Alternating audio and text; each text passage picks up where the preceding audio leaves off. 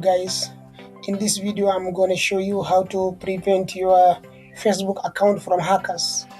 First of all, open the Facebook,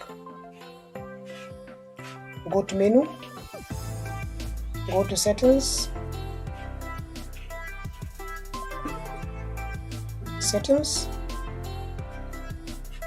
go to security and login, click here. Go to use two-factor authentication,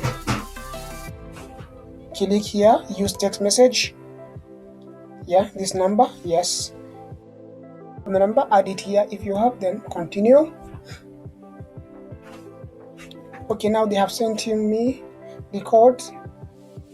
Verify the number, type your that they have sent you. The code here is minus 74016. Okay, click continue. Now two-factor authentication is on. Click done. So now it's on. Now you have turn it on. The hackers will get it difficult to hack your Facebook account. Thank you guys. Don't forget to subscribe, like and share the video for more.